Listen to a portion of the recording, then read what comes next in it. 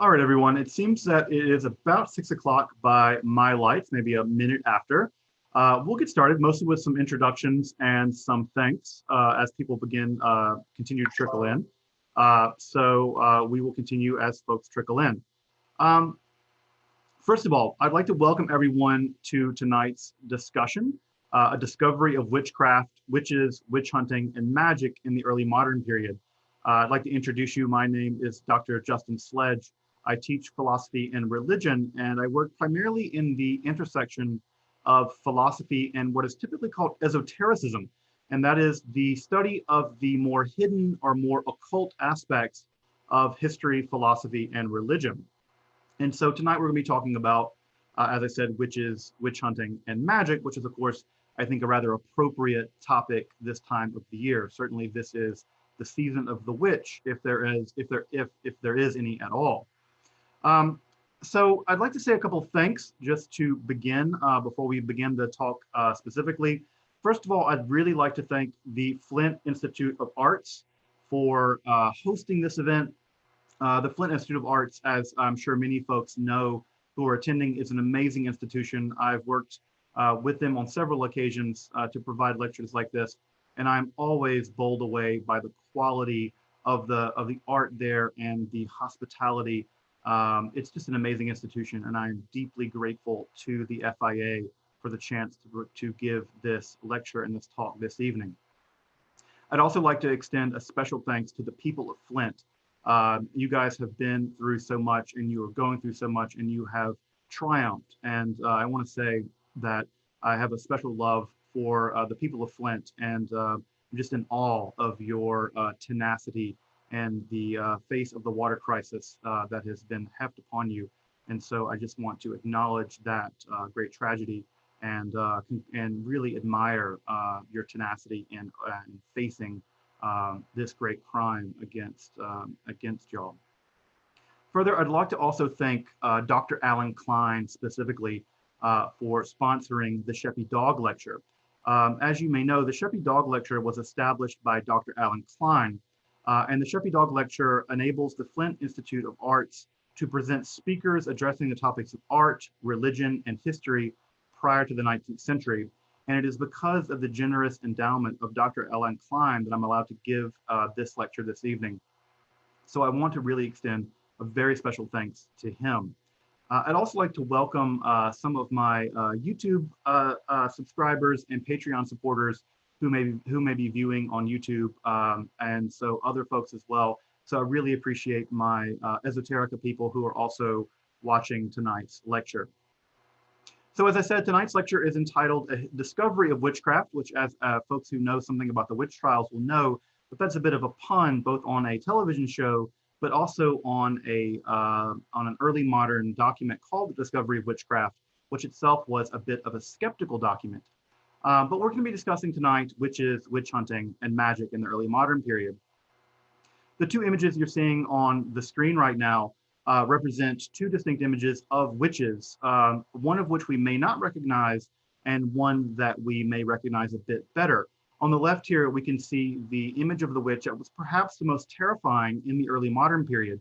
As you can see, we have here two alleged witches engaging in a type of magic which is causing hail to fall from the sky. There was nothing more terrifying in the early modern period and in the medieval period than the idea of witches being able to cause hail. And so the idea that the ability to cause hail could cause crop failure is deeply terrifying to many medieval people who relied on agriculture as their basic way of life. Of course, the other image on the right depicts what many of us know here from the image of the witch flying through the air to go to the Sabbath. You'll see there in the image the devil flying with both a male and female witch. Male witches were also sometimes known as warlocks, and we see here the very famous image of the witch's hat on the witch there in the foreground flying through the air with the witch's hat. I'm being told that there's a bit of a problem with the YouTube stream. I know that Heather is working behind the scenes to do some of the technical stuff. So Heather, I just got that through the chat, but there's a bit of a problem with the YouTube stream if you want to take a look at that if you have a chance. Thank you so much. So again, two classic images of the witch. Image we recognize here with the witch flying through the air on a broom with the hat. And again, another image that would have been much more recognizable to a medieval person of a witch, here causing hail to fall through magical means, and something again very terrifying. The witch is perhaps one of the most enduring ideas in civilization itself, not just Western civilization, but all of civilization. We have ideas of witches and witchcraft going all the way back to ancient Sumeria, the very earliest civilizations that we have in record. And witches are depicted in every major work of art and literature, going back to the very beginning of art and literature. We have here depicted on the left the famous witch and sorceress Circe. And on the right here, we have an image that I think will be relatively familiar to most of you. This is an image of a witch flying through the air on a broom, although you'll notice here that she does not have the famous witch's hat. That hat, by the way, I'm happy to take questions about it later. It's not really clear exactly where that hat comes from, but here we have a pretty classic image of the witch flying through the air, and not just a classic image. This is in fact the first depiction of a witch on a broom flying through the air in history. This is the earliest depiction we have of a witch on a broom. This image is from a 1440 manuscript that is in fact a very long French poem. But you're looking at the very first time depicted in art, a witch flying through the air on a broom. But to be certain, the image of the witch reaches back to the very cradle of civilization, stretches into the Greek and Roman period, all the way through the Middle Ages and until now, where I'm sure if we were doing trick-or-treating, you would have a couple of little witches coming to your house to request candy. So the idea of the witch is perhaps one of the most enduring tropes in art, in literature, and in history. So it is not surprising that when we think about the image of the witch, we should be unsurprised that this is such a powerful image indeed. As I said, right, the witch is bearing the brunt of about 5,000 years of what I would call overdetermination. When we think about the witch, we can't quite imagine exactly what she or he is, primarily she, because so much of history has rolled into this conception. You're seeing here on the left a cuneiform tablet that dates from the Neo-Assyrian period. It's roughly about the 8th or 9th century, the 7th century of BCE, in fact. The text you're looking at is what is called the Maklu document. This is a series of anti-witch incantations, which is interesting, right? This is a form of anti-witch magic that was developed during the Neo-Assyrian period and was probably one of the longest enduring month-long celebrations in that calendar, typically happening in what we would now consider August. So it's very difficult to actually understand precisely what the witch is, because so much of stereotype, so much of prejudice, so much of historical accumulation has been laid upon the concept of the witch that we have a very difficult time understanding just what the witch was and just what the witch did, if the witch in fact existed at all. So the task tonight is to look at a very specific period of the witch. That is to say, we're going to look at a specific image of the witch and witchcraft and witch persecution that occurred primarily in Europe during the early modern period. But as far back as the Code of Hammurabi, there are in fact anti-witchcraft laws that occurred as far back as that period. Although what's interesting about the Code of Hammurabi is that if one accuses someone of witchcraft, there are no specific laws against witchcraft, but if one accuses someone of witchcraft and you fail to meet that accusation, one is in fact punished for failing to meet that accusation. We will see that that is a very important idea that is suspended in early modern Europe, and that will contribute greatly to the explosion of the witch trials in early modern Europe. So it's there that we turn. Despite the fact that we typically think of early modern Europe or medieval Europe as primarily an intensely Christian culture, magic absolutely flourished. I know that it's a weird thing to say that when most people think of the Middle Ages, they primarily think of an intensely Christian, intensely Catholic culture where something like the Inquisition would immediately crack down on anything like magic or superstition or something like that. What we're learning as we're beginning to do scholarship in the 19th and early 20th century up till now is that what we're learning is that magic absolutely thrived during the medieval period, and it thrived at every level of society. We have, and in fact, it thrived at every level of society, and there were various forms of magic that one could practice in medieval Europe if you were so inclined to. Magic was thriving among the peasants, and it also thrived at the very levels of the top elites, including many priests. We'll talk about this idea in just a moment. So many Catholic priests are in fact responsible for many of the magical ideas that we have from the medieval magical period. So this would include a wide range of magical practices. We have a great deal of what we might call white magic or healing magic. We have what we would call natural magic. This would be something like a kind of proto-science. This was practiced, for instance, by people like Roger Bacon, who studied the what they thought were the magical properties or the occult properties of stones to uncover their magical properties.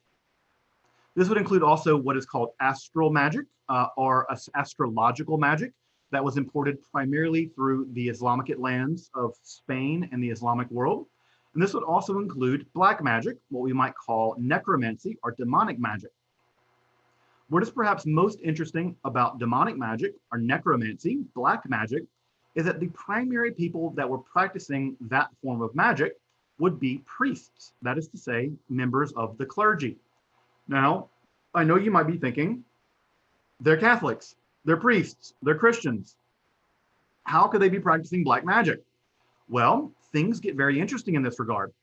It's, as you might imagine, the kind of people capable of reading, writing, doing rituals, the kind of people that would know the exact kind of rituals that would invoke the power of God, the kind of people that would know how to invoke the power of angels and therefore demons would be, well, none other than Catholic priests. And so many of the necromantic or black magic documents we have from the Middle Ages, we're fairly confident were written by priests. And I say fairly confident because, well, we have priests telling us that other priests are practicing black magic in the Middle Ages. John of Salisbury, a very famous Catholic theologian of the early Middle Ages, in fact tells us that as a child, he was actually used in a black magic ritual by his Latin teacher and a priest. So we have some basic ideas that a great deal of magic was being practiced in the Middle Ages at all levels of society and by all registers of religious belief. I'll also say this includes Jewish magic. And of course, Jews represent a very tiny minority of the population in Europe, but Jewish magic also thrived during this period. I've in fact taught entire classes on just the history of Jewish magic, and we have numerous Jewish magical texts that survive from this period, not just Christian texts, but also Jewish texts as well.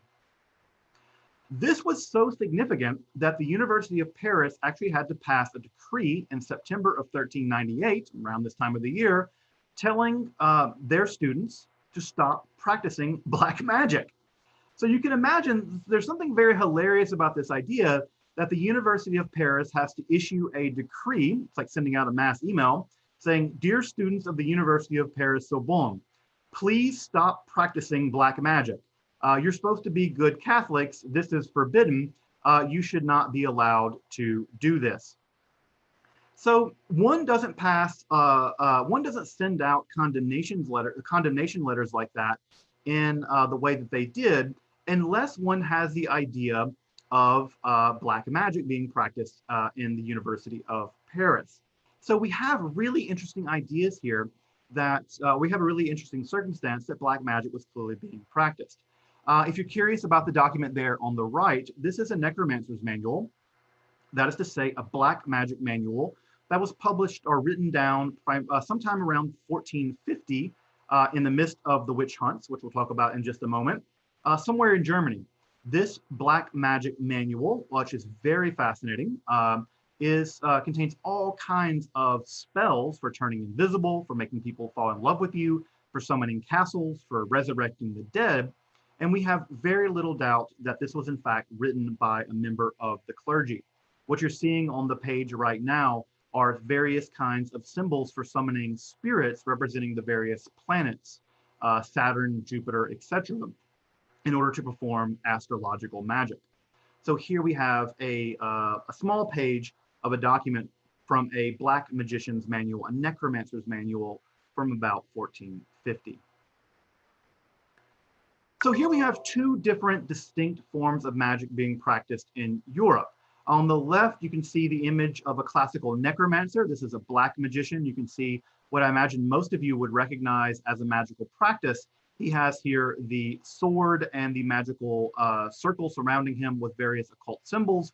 You can see various objects of treasure there inside the circle, along with a demon, which is not terribly well preserved there just to his right, in which he's using a sword in order to summon that demon. The use of the sword persists to this day in magical practices. And so we can see here that this idea goes back to the very early Middle Ages. This document here is actually written in Middle English. On the right-hand side, we see what is called a witch bottle. This would have been an idea, this would have been a magical practice used by what we would call cunning folk. These are folk magicians or folk practitioners who would practice magic in what we might consider an unlearned way. Although I don't like that distinction between learned and unlearned, as if common working class peasant people are somehow unlearned. I dislike that distinction. I find it to be problematic in lots of regards. But here what we have is a witch bottle that has been recovered in England. And inside of it, you can see various kinds of pins. Sometimes these bottles contain urine, which is a pretty common magical fluid. And here we have various kinds of pins that are plugged.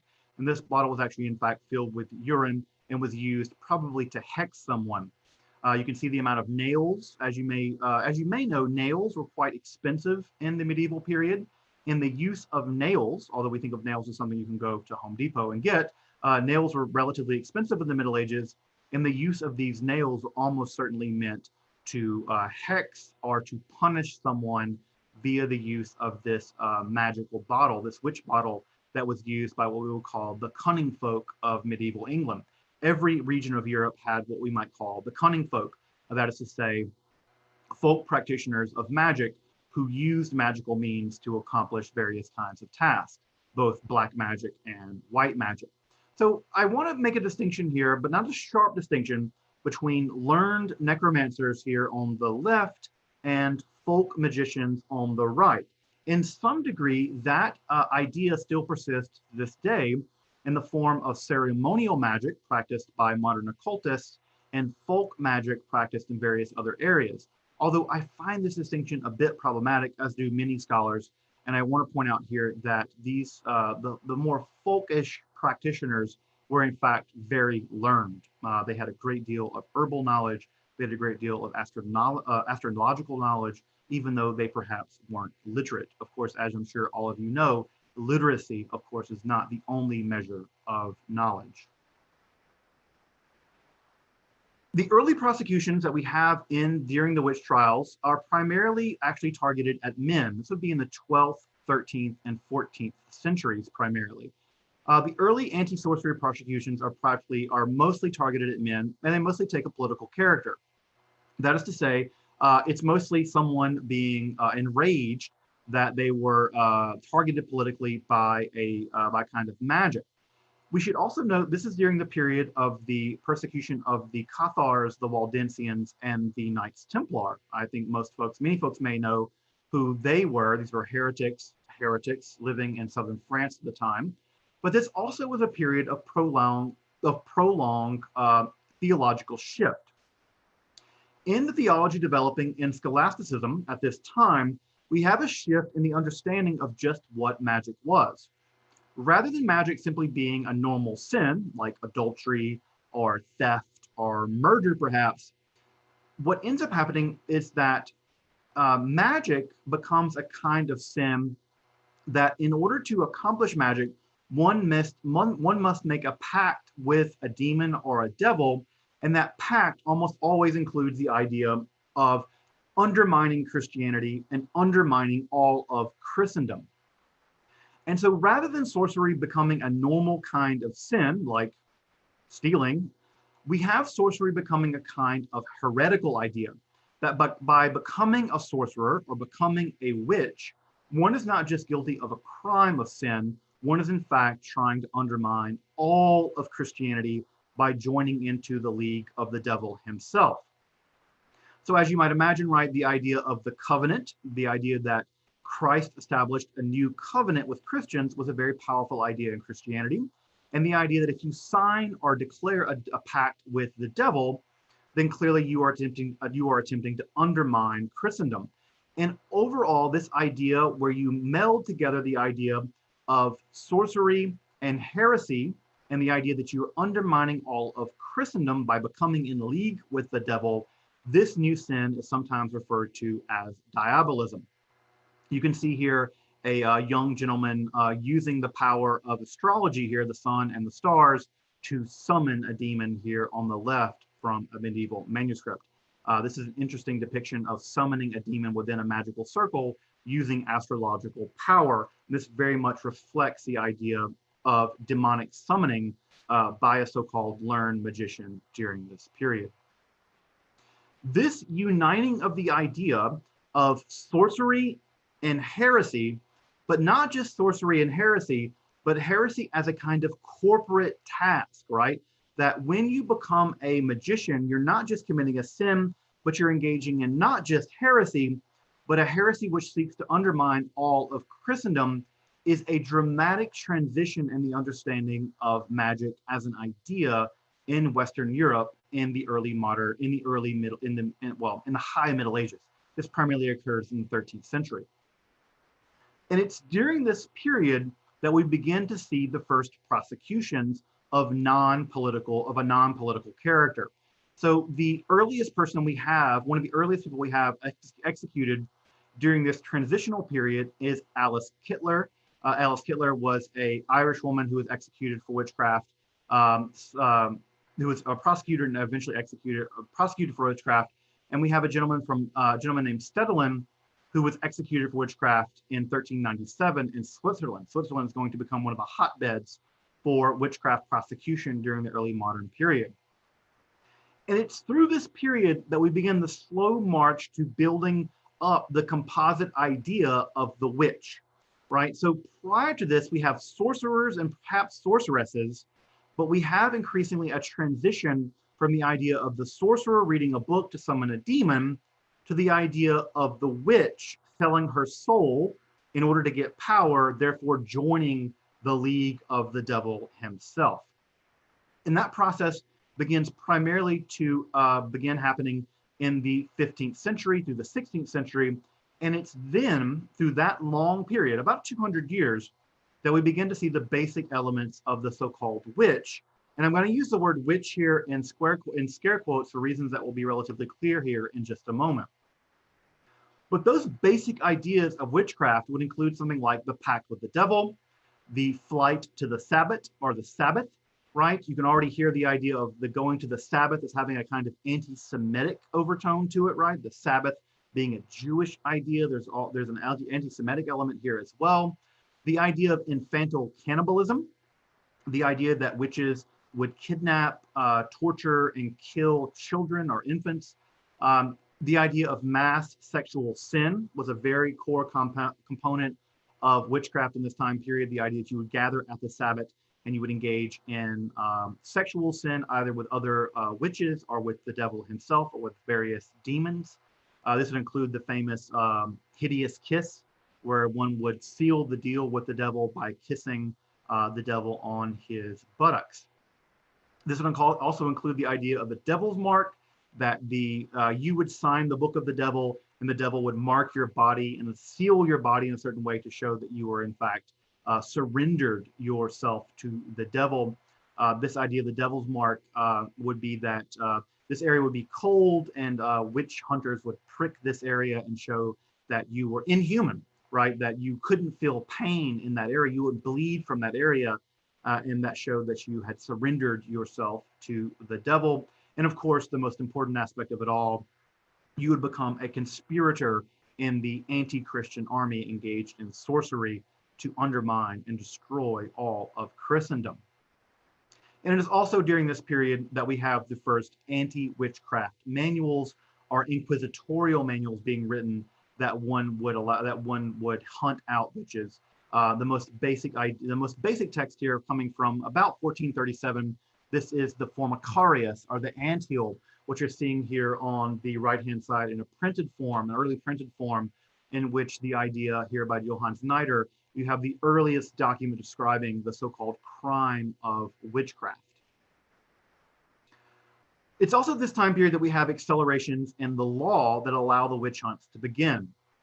We have a transition which is very important here in the early Middle Ages, where rather than having an accusatorial situation where individual people accuse other people and then you have a trial by ordeal, what we have rather is a trial by judges in an inquisitorial process.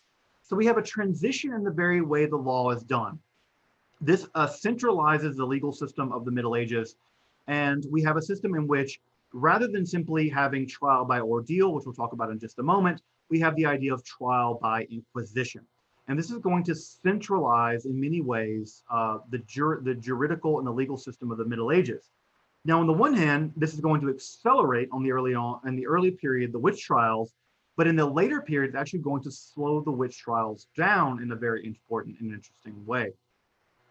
It's important to note also that by 1215, the Catholic Church itself rejected what is called the trial by ordeal. So I know that it's very likely that many of you have heard of the idea of dipping a witch in water to determine whether or not she is in fact a witch. What's important to know about that procedure, as horrifying as it is the church itself, the Catholic Church, forbid that exact mechanism of testing a witch by 1215. So in any case in which a witch, a so-called witch, was tested by an ordeal by water, by swimming the witch or dipping her in water, that was already forbidden officially in Catholic law by 1215. It is mostly lynch mobs that carried out that kind of so-called trial in the medieval period, in the early modern period. What's also noticeable about the transitions of the law in this period is that witchcraft itself, or maleficium, is transitioned from just being a sin to being a crime.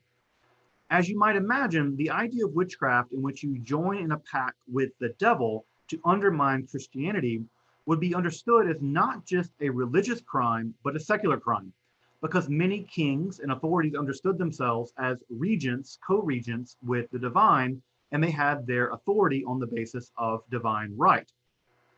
So if you were trying to undermine Christianity, or perceived as trying to undermine Christianity, you would also be perceived as being basically a kind of revolutionary, or basically a kind of a traitor to the state. And so we have the transition in which witchcraft is understood not just as a heresy, but as a secular form of treason, a crimum exceptum, an exceptional crime, like treason or like sedition. And because it was understood at this period as a crimum exceptum, or a treasonous crime, one could be subject to torture to discover it. Of course, the development and the implementation of torture during this period is going to greatly accelerate the witch trials, because of course, what the CIA learned during the recent Iraq war is that if you torture someone, they will admit to practically anything. I'm pretty sure if you tortured me, I would admit to being the Queen of England. And so it doesn't take much torture for many people to admit that they have done practically anything. What's also important in this period, right, is I want to talk about the reality of bureaucracy and how important bureaucracy is. If you have a legal system in which there are no appellate courts, once you're sentenced to death, you die. But in more developed legal systems, for instance, legal systems that are found actually ironically in the Inquisition, if you're subject to the death penalty, your case was immediately appealed in many situations to a higher court. In many courts, including inquisitional courts, right? I know all of us, many of us, think of the Inquisition as a torturous, horrifying institution. And in many ways that was true, especially for conversos, people who had converted from Judaism to Christianity. But in areas in which the Inquisition was very powerful, executions for witchcraft actually were lower than other comparable regions, primarily because they had appellate courts. So, if, for instance, in Paris, where there was a very powerful appellate court, the witchcraft trials were much lower than in rural regions of France, in which there was a thinner layer of bureaucracy. Now, I know that no one likes to stand in line at the DMV to get a license, but if you're accused of witchcraft, bureaucracy may be, in some sense, your best friend. The power of appellate courts had so much to do with slowing down the process of witchcraft persecutions. What's also important to note during this time period is that witch hunting and the idea of witch hunting primarily developed in literature, which was greatly accelerated through printing at this time. There's no way to understand the early modern witch hunts without understanding printing. Printing greatly accelerated the spread of the ideas behind so-called witchcraft. And what we have here is a very terrifying feedback loop in which demonologists or witch hunters would formulate an idea of witchcraft. That book would be printed. You would buy it. You perhaps would go and hunt witches in a rural area. You would torture people, unfortunately. They would confess to exactly what you were asking them because you were asking them leading questions, and then yet would affirm what the books were saying. And you begin to get a feedback loop between the literature of the witch hunters and the experience of the actual witch hunters on the ground, in which confessions almost always arrived through torture, specifically strappado torture. Strappado torture is where your arms are tied behind your back and you're lifted into the air and you're bounced up and down in order to induce a great deal of pain into the joints of your shoulders. This was the most common form of torture used to extract confessions against so-called witches. What we have here is a kind of feedback loop between witch hunters, right, and witch publishers. And because torture was introduced at various levels of European society, when you torture people and you ask them leading questions like, did you fly to the Sabbath? Did you did you kiss the devil on his rear end? Did you curse these people? After a torture, you would confess, and we have a feedback loop between the literature of the demonologist and the confessions, and this could get out of control, as you might imagine, incredibly quickly. This literature was produced by both Catholics and Protestants, and we have a great deal of this literature being produced. I've listed some of the names here in the slide. While most of you may know the very famous 1486 Malleus Maleficarum, the so-called Hammer of Witches, there were dozens of witch hunting manuals and witch discovery manuals and so-called demonological literature produced from roughly 1450 to about 1700. In fact, the Malleus Maleficarum, despite the fact that it is most well known, was not the most well used witch hunting manual in Protestant lands. That document was written by Karpzov. Karpzov was a German, although originally born in Poland, but a German witch hunter, and he wrote a very famous document that became basically the Malleus Maleficarum of Protestant lands. Martin de Rio also wrote what is probably, in fact, the most popular demonological text of the 17th century, the high point of the witch trials themselves. So we have an enormous literature. And again, printing is very important here. It's very important to understand that the power of the printed word, people generally thought that if people printed things, they weren't wrong. And the idea of the written word, the idea of these texts being disseminated through printing, very clearly tell us that witchcraft was a terrifying reality for many people. And we can also track, by the way, in the intensity of witch hunts by the printing of these various books at various times. So when printing drops, witch hunting drops, and when printing rises, we can see evidence of greater witch hunting. Now the question, of course, is it chicken and the egg? Does the reprinting cause more witch hunting, or does witch hunting demand more printing? And the answer is probably both. Now, none of these documents capture the entirety of the idea of the witch. For instance, many documents will leave out the idea of the famous witch's flight to the Sabbath, or the idea of the devil's mark, although the composite, right? Everyone's reading all of these books, and from that composite, one would, if one were a witch hunter or deeply afraid of so-called witches, one could develop this idea. The witch trials reached their most horrifying intensity from about 1550 to about 1650. It's during that time period that we have an enormous amount of people, almost overwhelmingly women, being accused of witchcraft and executed during this period. We'll talk about numbers as we understand them in just a moment.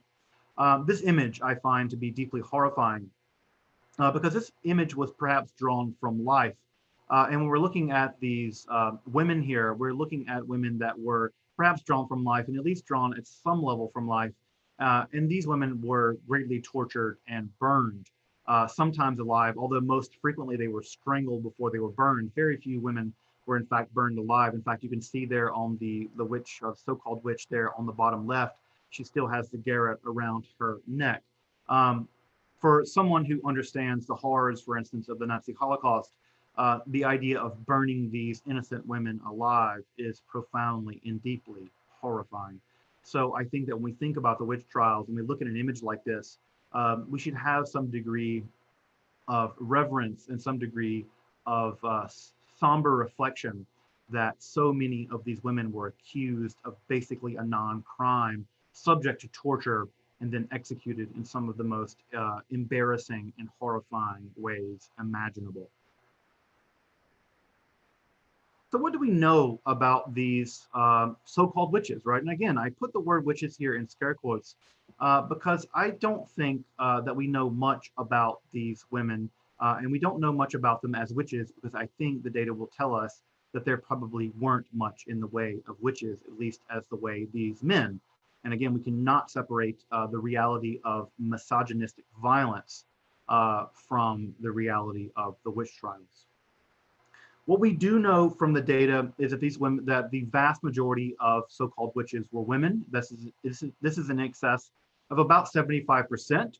Although in some areas, specifically in Iceland and in Russia, it's weirdly there. These areas are weirdly an exception.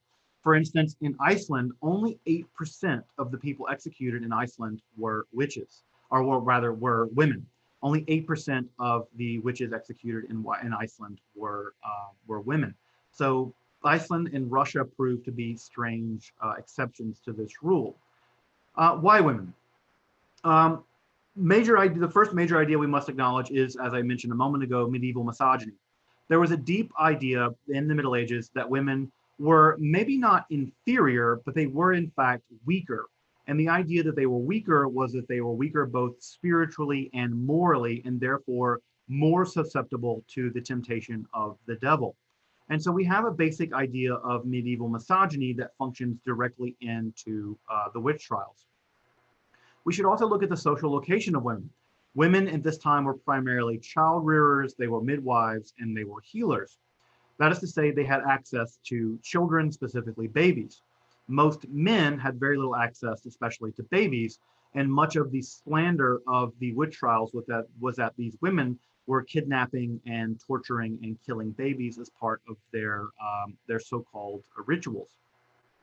It's also the case that women were the primary healers in many villages and many townships in the Middle Ages. That is to say, it was women who understood the herbs and the various kinds of healing mechanisms that would have been used in many medieval locations to engage in the healing process of the community. Well, if one can heal someone, one can also poison someone. And so we have also the reality of cooks. Women were also engaged primarily in cooking and the gender roles of the Middle Ages. And so between the idea of healers and cooks, there was the constant threat of the idea that they were also engaging in poisoning as well. Also, right, we have the idea of social powerlessness. Women were, as you might imagine, through the Middle Ages and the early modern period, quite socially powerless in many ways.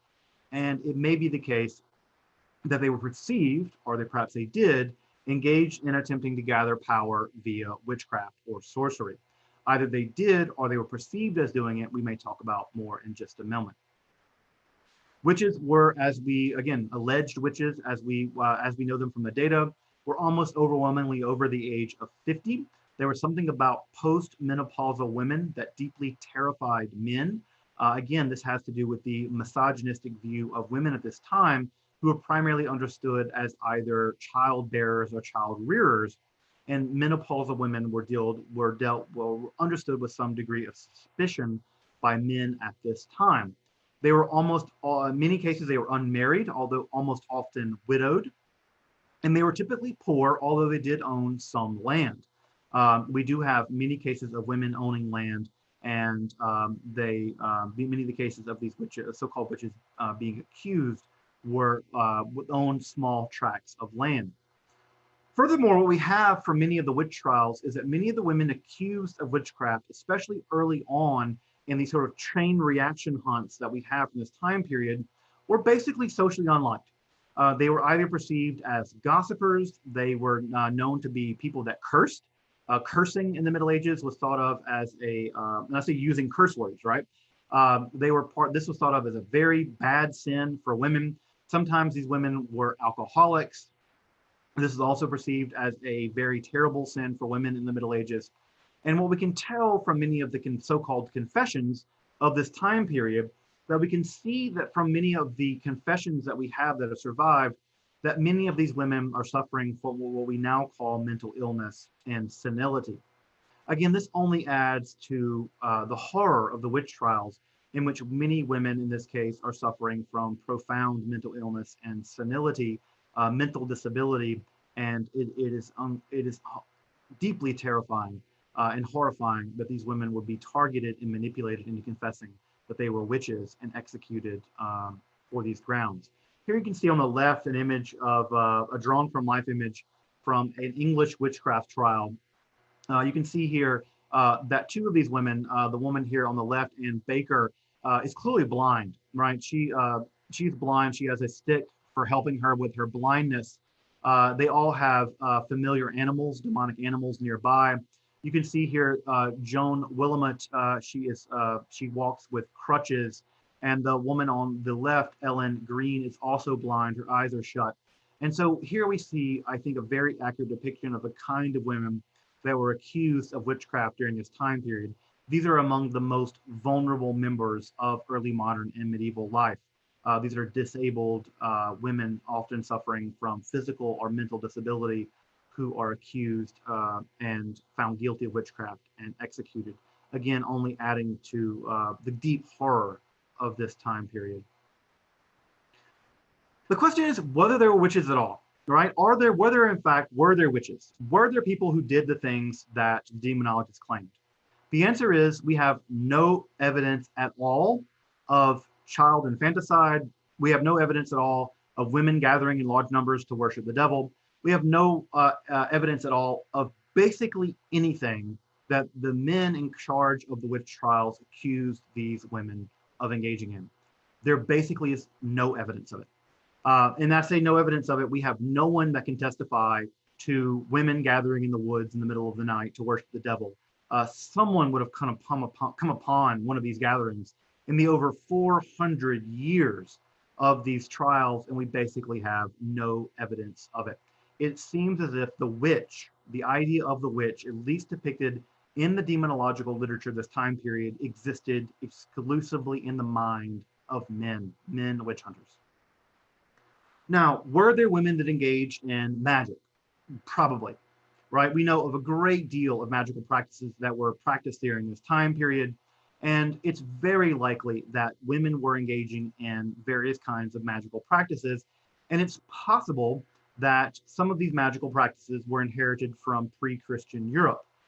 But again, many of the women prosecuted for witchcraft are not accused primarily of specifically magical practices.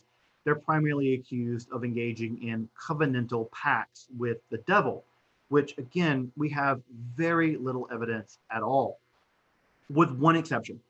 The one exception of this is women who knew about the idea of witchcraft, who were profoundly impoverished.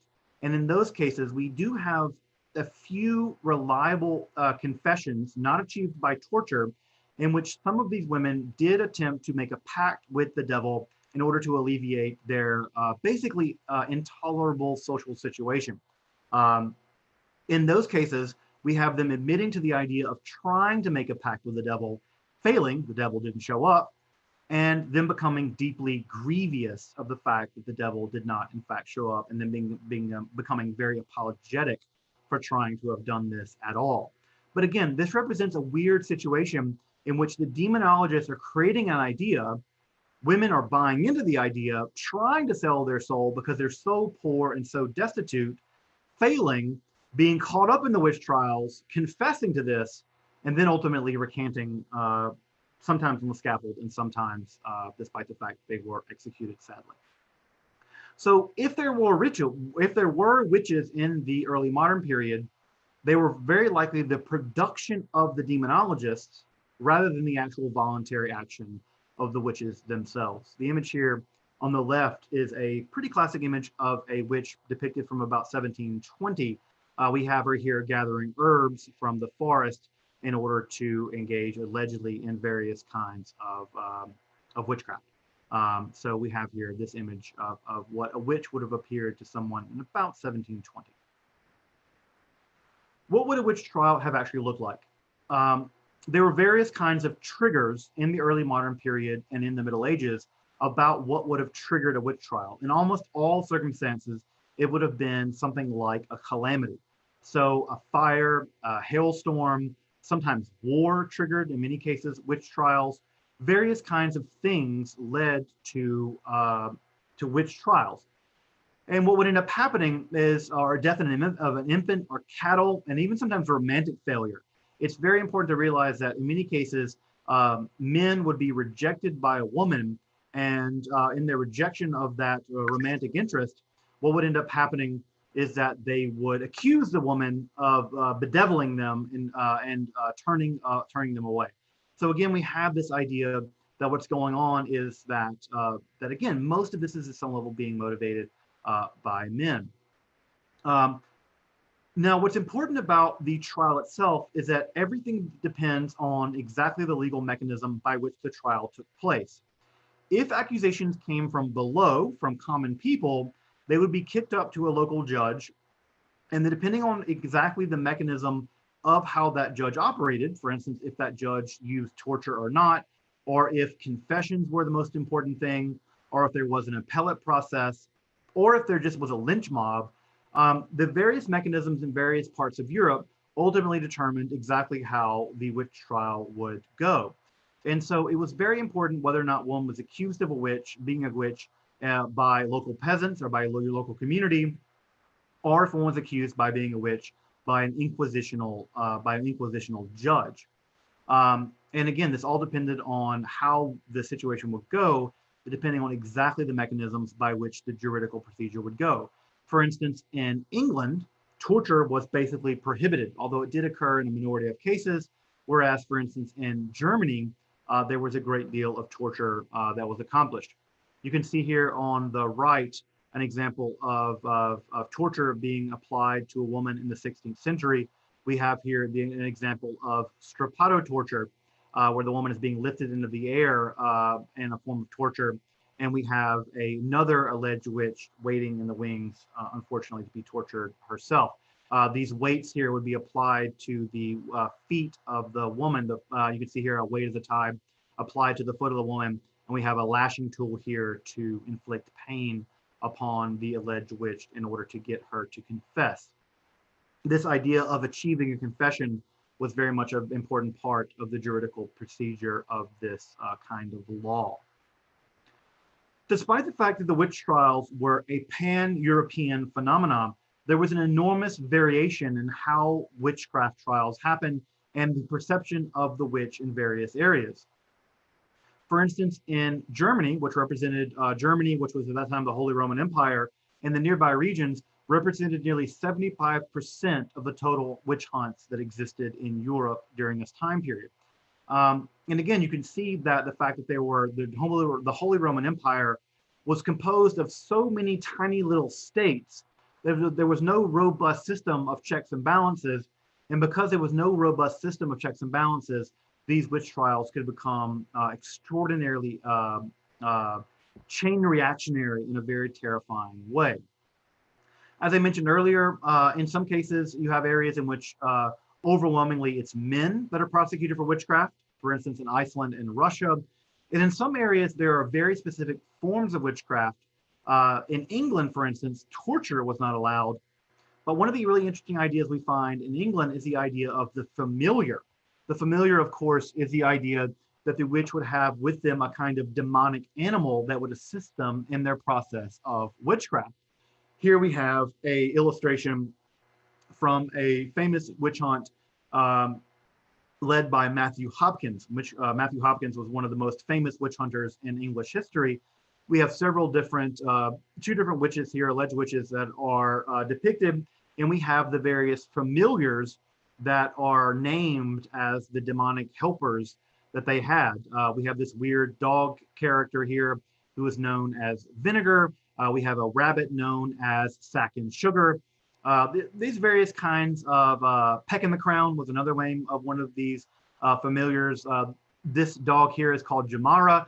What's interesting about this dog is that he had no legs, apparently, according to the so-called confession of the alleged witch there on the left. So familiars were a typical idea found in English witchcraft, but they weren't found, for instance, in other places on the continent. So again, there's an enormous amount of regional variation in the way that witchcraft is perceived, in the way that witchcraft is prosecuted.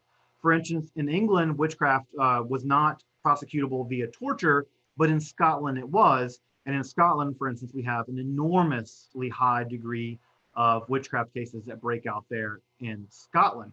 So while Scotland and England were attached, witchcraft trials were much higher in Scotland than in England, primarily because of the use of torture there in Scotland. This period also represents a transition in the evolution of magic itself. We have to understand that we're going through what we might call the Renaissance at this time, and magic is also changing in this way as well. It's not like magic stays the same. It's in this period that we actually have a transition from demonic magic to a kind of magic in which one can remain a Christian and engage in magic at the same time. We see here on the right one of a early printing from the 3 books on occult philosophy by Cornelius Agrippa, himself a very pious Christian, despite slander to the contrary. In this new form of magic that develops primarily in Italy in the 15th century, magic transitions in some sense from the summoning of demons to accomplish one's ends to the idea that magic is a way of elevating one's soul to union with the divine.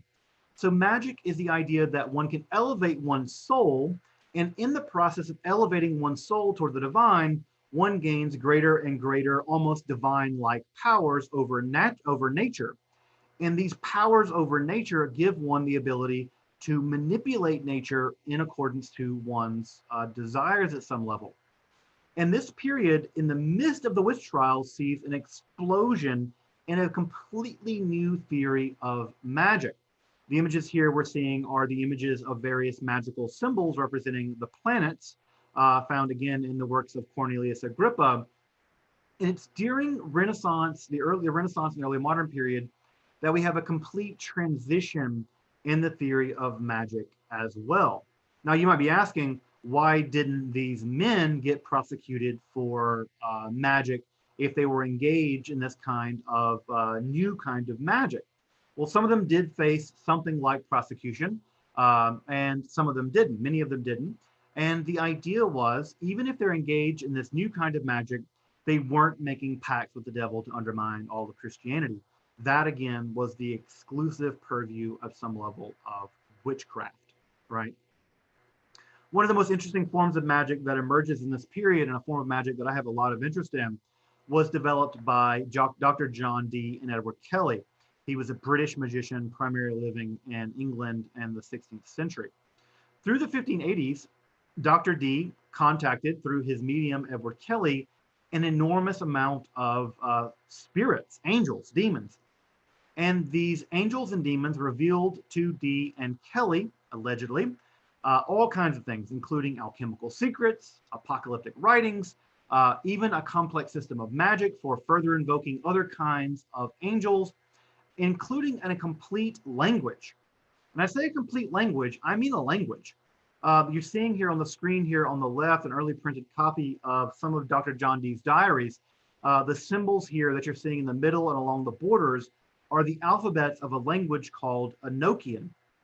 This language was revealed allegedly by these angels, and this language contains nouns, verbs, conjugation, syntax, entire prayers actually written in this language that were revealed allegedly to Dr. John Dee and Edward Kelly through the process of their evocations of these beings. We have a great deal of Dr. John Dee's writings. Two substantial volumes are thus in print. And even curiously enough, the angels actually commanded Dee and Kelly to swap wives, to have their wives in common, to use the language of the so-called angels. And these angels alleged to have their wives in common. And from the diary, we can tell that they did, in fact, swap wives and, in fact, slept with each other's wives sexually to achieve this alleged angelic mandate.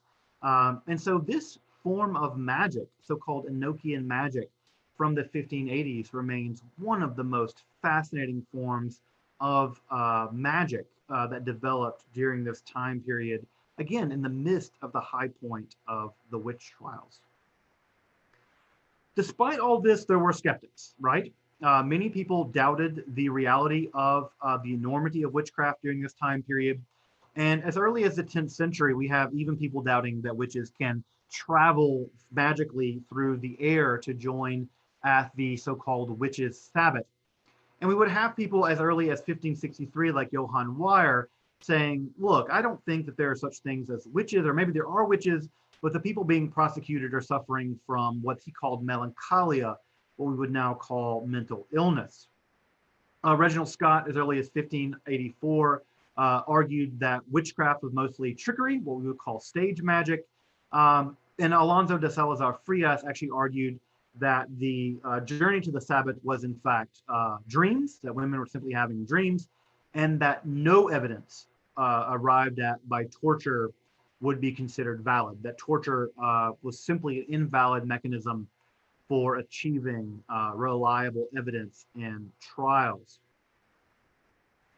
You may be wondering exactly how many people were prosecuted and murdered during the witch trials. Our best estimates, as we can tell, are about 90,000 to 100,000 prosecutions from roughly about 1450 to about 1750. And what we think is that between 45,000 and 60,000 people, mostly women, overwhelmingly women, were executed during the entirety of the witch trials as we know them. If you're curious about our neck of the woods, the New World, there were about 40 cases prosecuted in the southern regions of the colonies, with one execution in Maryland in 1685. There were, however, 21 prosecutions in Bermuda in the Caribbean, with, again, one execution during the period of the colonial period. And there were 234 prosecutions in New England, resulting in 36 executions. And this includes the very famous Salem witch trials, which resulted in 19 executions, 18 of which were women and one of which was a man. Just to get an idea of the enormity of this, this is about 100,000 people living in the colonial America at this time. And you get some sense of the enormity.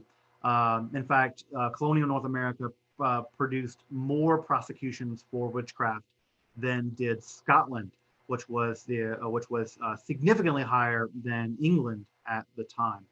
So we're looking at somewhere between 45,000 and 60,000 people, mostly women, executed from about 1450 to about 1750 during the high point of the witch trials. Let me check the time just for a moment. All right, we're just about to wrap up and enter into some questions and answers if you guys are interested. The witch hunts didn't begin all of a sudden, and they didn't end all of a sudden either. There was a great deal of social changes that occurred throughout the period of the witch trials that resulted in a decline and eventually an end of the witch trials. And this would include everything from the forbidding of torture as a juridical mechanism to changes in evidence, for instance, and the admission of what is called spectral evidence. Spectral evidence would be something like, I saw you in a dream cavorting with a devil. That would be admitted as evidence in many witch trials. During this time period, many judges began to forbid the use of spectral evidence. This is also the time period during the rise of what we would now call natural philosophy or science. Galileo, of course, in 1610, would turn his telescope toward the heavens and for the first time see the moons of Jupiter there again in January of 1610. And this is also the time period of the emergence of the scientific mindset And that emergence also had a great impact on the learned people of England. And that mindset also had a very dramatic impact of the idea of witchcraft, right? Because again, if you're turning your direction toward skepticism, one would see, in fact, that well, a skeptical attitude doesn't produce much in the way of witchcraft. Also, we have the rise of humanist biblical interpretation. That is to say, people began to read the Bible in the original languages, and the original languages disrupted the idea that one could simply kill witches on sight. We have the very famous verse that justified a great deal of witchcraft, Exodus 22:17, that one must kill all witches. There was a great deal of transition and understanding just what that verse meant. And also we have to understand that in the end period of the witch trials, life simply got better for many Europeans. That is to say, during the time period of the witch trials, we were in the period of what is called the Little Ice Age. The Little Ice Age was a period of a drop in global temperature, and that period resulted in enormous amounts of crop failure. There was a very high degree of inflation in the 17th century, and this time period resulted in a great deal of adversity socially, including war, and war, social, and ecological adversity precipitated a great deal in the terms of the witch hunts. So this begins to come to an end, and as it begins to come to an end, things begin to get significantly better. It's worth noting that the last woman executed legally for witchcraft was in Switzerland, one of the areas in which the witch trials began. Anna Godley was executed by decapitation on the 13th of June, 1782. Her execution at that time was widely condemned by many people, including other jurists, as completely out of control. And Anna Godley was executed there, and many jurists thought that this was out of control and was considered to be widely condemned by many other people at this time. Although she would not be the last person executed for witchcraft, there was an extrajudicial killing of a Polish woman in 1783. And what's interesting is that the border exactly between Poland at that time, it wasn't clear who was in control. And the judge at that time used the fact that who wasn't in control to basically execute a woman for witchcraft during this time. But Anna Godley is typically considered to be the last woman to be executed by witchcraft at this time. If you're curious, the Dutch were the first or the last to both try and execute women for witchcraft in Europe. It was the Dutch. And the last witchcraft trial that occurred in North America was in 1692, 1693 during the so-called Salem witch hunts. The witch endures, folks. And I'm beginning to wrap up. I don't want to hold people longer than the 1 hour, but there's some important things I'd like to wrap up with if folks are willing to be patient. The witch endures, folks. The witch remains a staple idea in art, in literature, and in religion, as I'll mention just a moment. Here we have an image of Elizabeth Sawyer, who was executed for witchcraft. She's being depicted some significant time after she was executed. And we have the witch appearing in numerous films. The middle film here, The Witch, is an excellent representation of witchcraft fear and anxiety that was produced in 2016 and released today is the film The Craft Legacy, which is a remake of a 1997 film, The Craft, which had a really big impact on me. I actually have the vinyl record in my collection. I liked that movie so much. But again, we have the idea of the witch surviving from the early modern period into cinema, and not just into cinema, but inspired by the practitioners of witchcraft in a modern period, in a contemporary period, by young people, especially by young women. We have a new film that in fact describes and is actually, they actually hired witchcraft practitioners, modern contemporary witchcraft practitioners, to better make the film more reflective of the kind of witchcraft being practiced by women during this period. As much as witchcraft also survives during this period, so does witch hunting. We have the period here of witch hunting. You see here, this gentleman on the left was actually part of a documentary that was made in the 1980s and 90s for law enforcement during the period of the so-called satanic panic of the 1980s. in which there was an enormous worry around the idea that vast groups of so-called Satanists were killing and torturing children and engaging in all kinds of crimes throughout North America. This penetrated much of law enforcement, and there were very famous cases in the 1980s and 90s in which false accusations were made against numerous people, dozens of people, that they were engaging in Satanism and harming children as a result of their alleged Satanism. This would include the case of the West Memphis Three, and we would also see this even in cases of what is now we would call the QAnon conspiracy, in which what underwrites a great deal of the QAnon conspiracy is that members of the Democratic Party are engaged in widespread Satanism and are in fact torturing and sexually assaulting children in order to get magical power from children. Now, I say that with a straight face, but that is a non-trivial idea that has emerged in American politics to the point in which President Trump has been asked, what does he think about the QAnon idea? And he had to vet an opinion about this. So the idea of witches and witch hunting has survived into 2020, and this remains a terrifyingly lethal reality in post-colonial Africa, in which colonial ideas, white colonial ideas, European colonial ideas about witchcraft were imported into Africa, and now witch hunts are occurring in large numbers in the African continent, specifically in post-colonial sub-Saharan Africa, to terrifying effect. Despite the prosecutions of the witch has won. I'm glad to say the witch is triumphant. Despite the horrifying tragedy and murderous genocide of women during the Middle Ages and the early modern period, the witch has emerged triumphant. Neo-paganism and Wicca, which might be considered a modern interpretation of witchcraft, began in the mid-20th century and has flourished.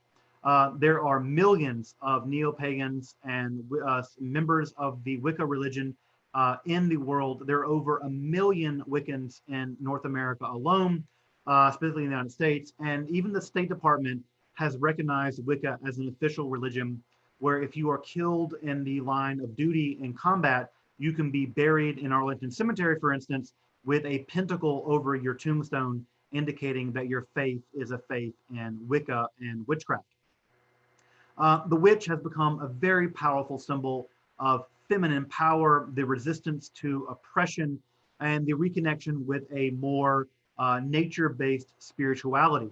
So Wicca and witchcraft have reemerged as a way of reconnecting in a non-Christian way with the idea of nature and with the idea of pre-Christian spirituality and an exclusively non-male, non-masculine form of spirituality in a way that emphasizes the divine feminine and emphasizes the fertile and fertility notions to be found in nature.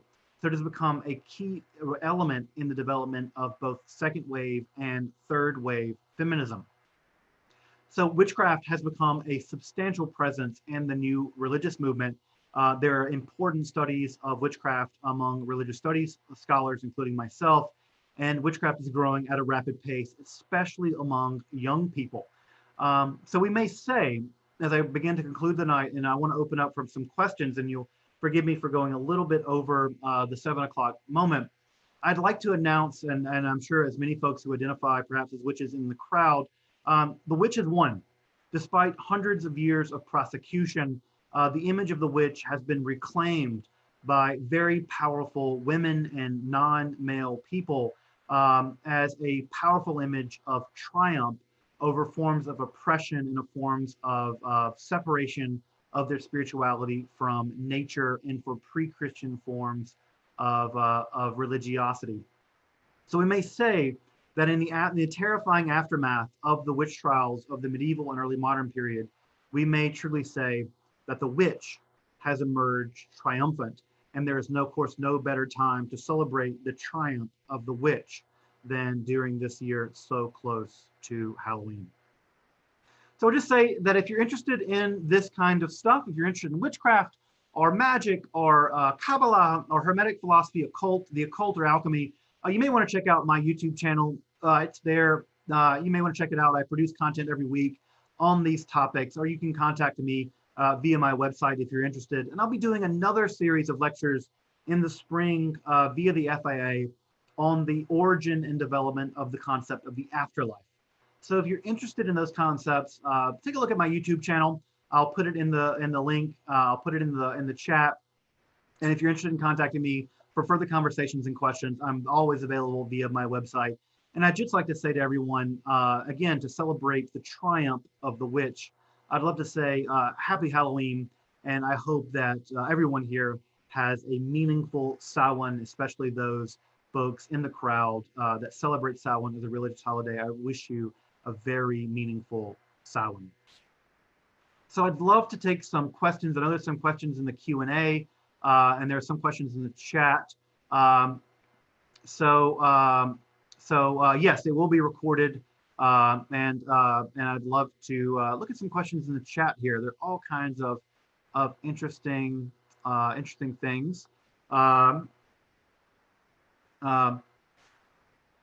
So Tiffany Hooker asked, were many of the men who were witch hunters predators who enjoyed hurting women? I don't know. I can't speak to them specifically. I know that that many of the witch hunters, many of them lamented what they said was their task. They felt deeply terrified of the idea of engaging in the witch hunts. So I don't know to what degree they enjoyed doing these terrible things to women. Of course, I'm sure they were psychopaths at some level.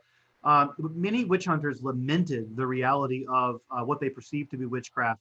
So I don't know that there were any particular vicious witch hunters. Matthew Hopkins is one of the very famous witch hunters that emerges from the British period, and he seemed to view his task with a kind of grim determinism. He was a Puritan and seemed that he was engaged in the task of routing out witches from his sense of religious duty.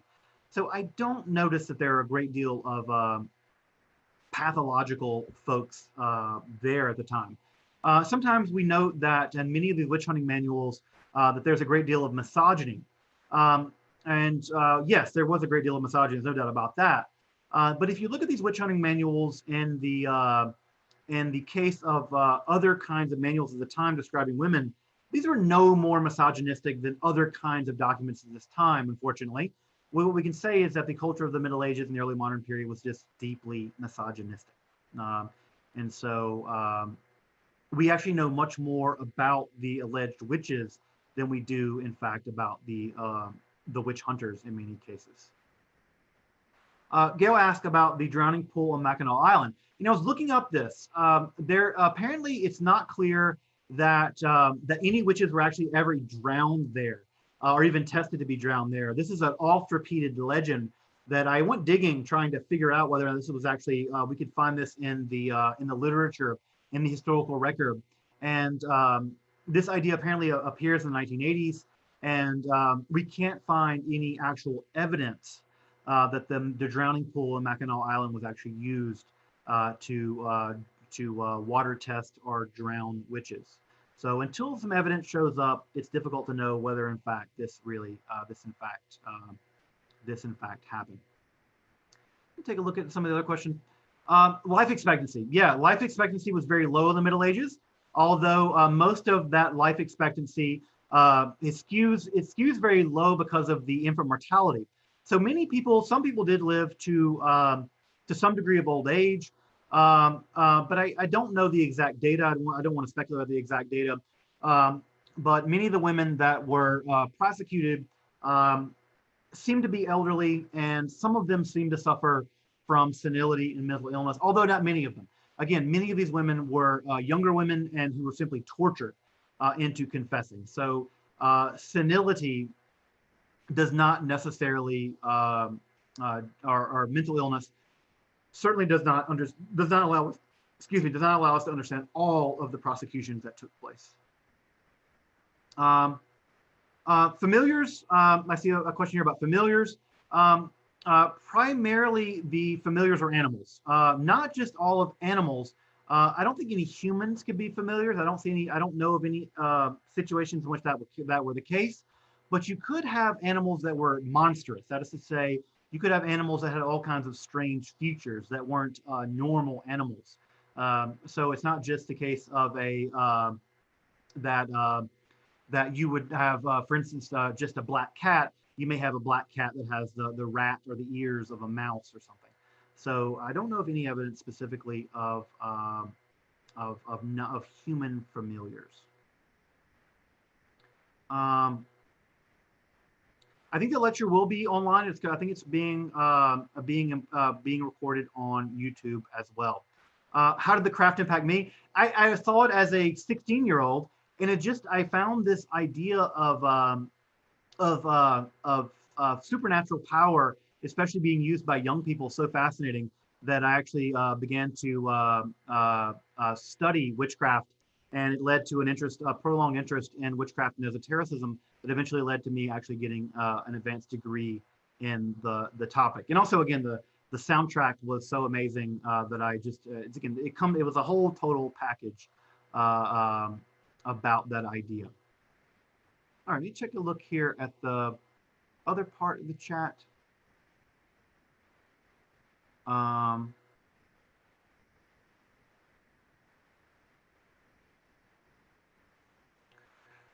Yeah, so I see here a comment here about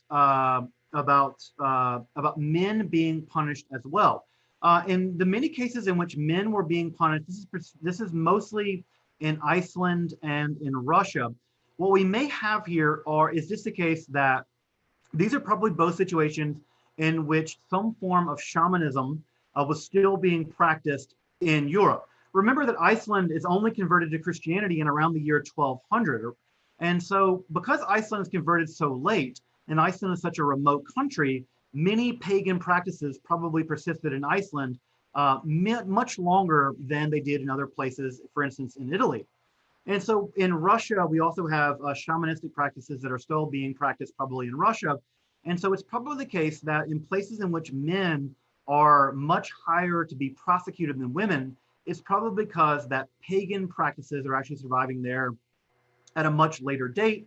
And so we actually probably have non-Christian or quasi-Christian practices that are going on specifically in Iceland and Russia at a much later date.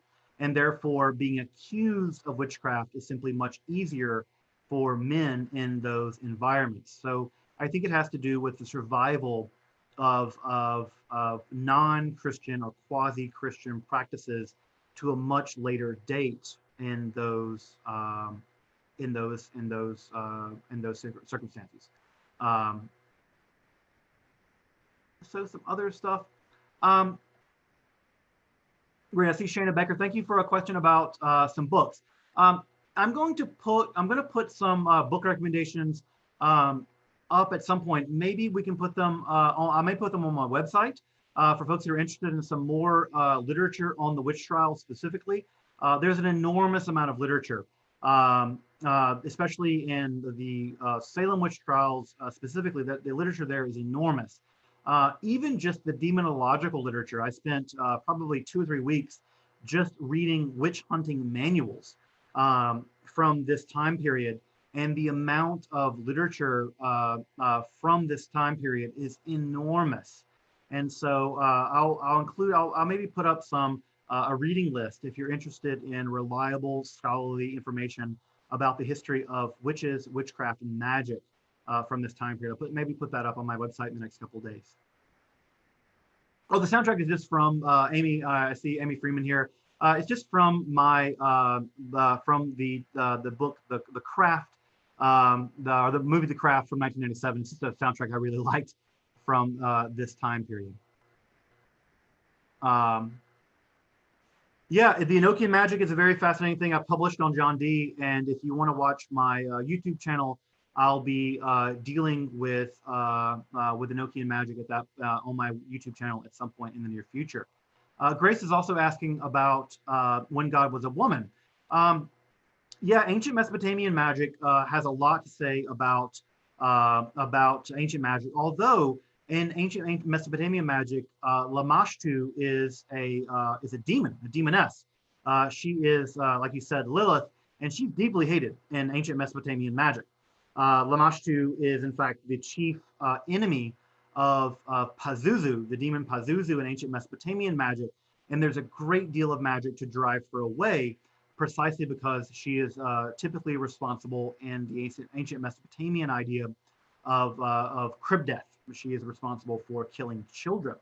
So here we have the idea of using one demon against another, using the demon Pazuzu against the demon Lamashtu. Some of you may know the demon Pazuzu from The Exorcist. This is the demon that allegedly was at work in that film, the famous film of 1973. All right, let me just check really fast, folks. I want to look at the the YouTube and see if there's anything there. I want to make sure folks have, if I can answer any questions there, that would be great.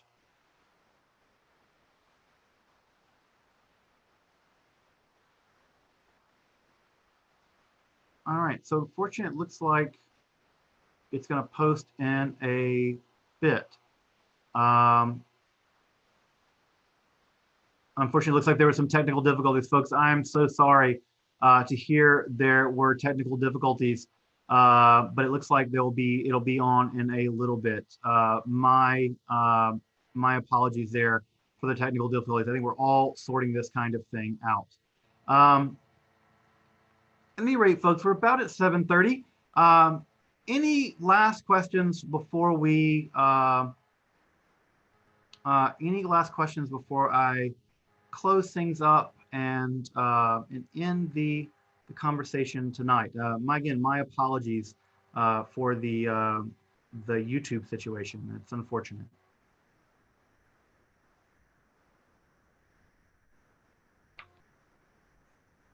All right, folks, thank you so much for your time. Thank you so much for joining me tonight in our conversation about the history of witches, witchcraft, and magic in the early modern period. Again, I apologize for the problem there on YouTube. But again, I want to wish everyone a very happy Halloween. I want to really wish everyone a very happy Samhain for folks who are practitioners of witchcraft. Especially folks who are practitioners of modern witchcraft. I want to express my thanks for your patience, for hanging out with me. And I hope that folks have learned something. And I hope that we now have a new appreciation for this interesting practice going back to the medieval and ancient period and all the way to now. So so I thank you so much for joining me. And I want to wish everyone a great night. And again, a very happy Halloween.